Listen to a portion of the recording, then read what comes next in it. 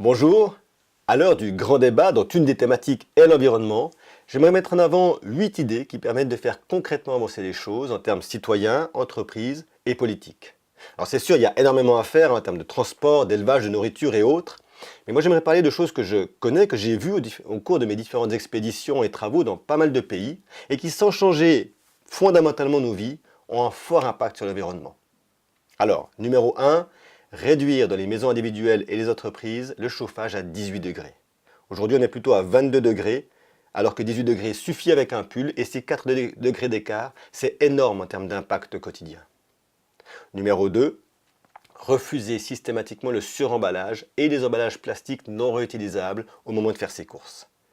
Le suremballage est terrible aujourd'hui, et je peux faire le choix en tant que citoyen de choisir mes produits non suremballés ou, lorsque c'est indispensable, de laisser les emballages à la caisse. Il faut aussi revenir au vrac. Ça commence à se faire, c'est encore timide, mais je peux choisir, moi, les magasins qui privilégient les produits en vrac ou non suremballés.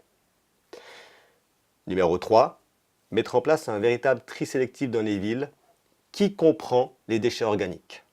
En tant que citoyen, je dois respecter au mieux ce tri sélectif. En tant que responsable de ville, je dois faire en sorte qu'il existe, qu'il soit efficace et qu'il permette, grâce aux déchets biologiques, de réduire nettement notre impact en termes de déchets. Ça m'amène à la proposition numéro 4, qui est la mise en place d'un véritable quota de déchets par citoyen et par entreprise.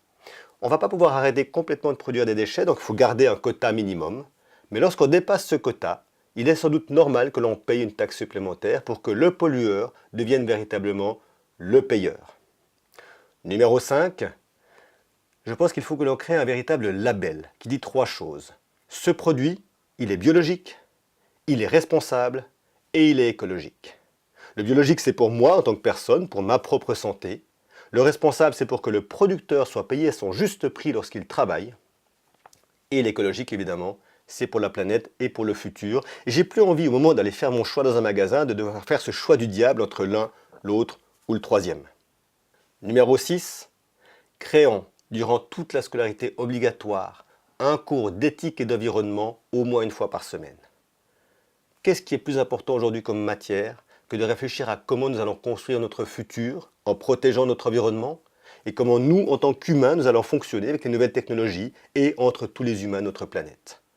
Éthique et environnement, ce sont les 2 bases de notre capacité à mieux vivre tous ensemble demain sur une planète durable. Numéro 7, je pense que nous devons imposer aujourd'hui aux entreprises une obligation industrielle que lorsqu'un nouveau produit est créé, il soit créé en même temps la capacité de son recyclage. On ne peut plus produire quelque chose sans avoir pensé à la valorisation de ces éléments en fin de vie. Et c'est encore plus vrai lorsque l'on exporte un produit. Nous devons imposer aujourd'hui que l'exportation des produits dans des pays en développement et d'ailleurs partout au monde se fasse avec les solutions de recyclage et qu'elles soient mises en œuvre par les entreprises dans les pays où elles les exportent. C'est la seule solution pour permettre aujourd'hui la valorisation des déchets et la réduction dans l'ensemble de ces pays. Et enfin, numéro 8, déjà un peu plus polémique, je le sais, mais je pense qu'il faut mettre en place une véritable commission d'enquête scientifique sur le passage au tout électrique.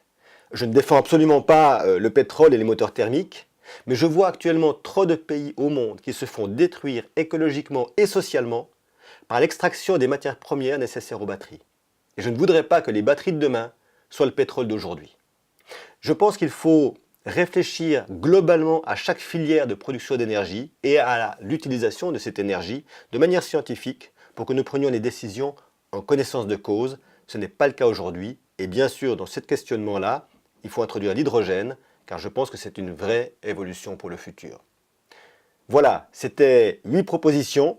Il y en aurait bien d'autres, mais celle-là, je sais qu'elle peut fonctionner et qu'elle peut être efficace très rapidement. Mais avec vous, le débat est ouvert.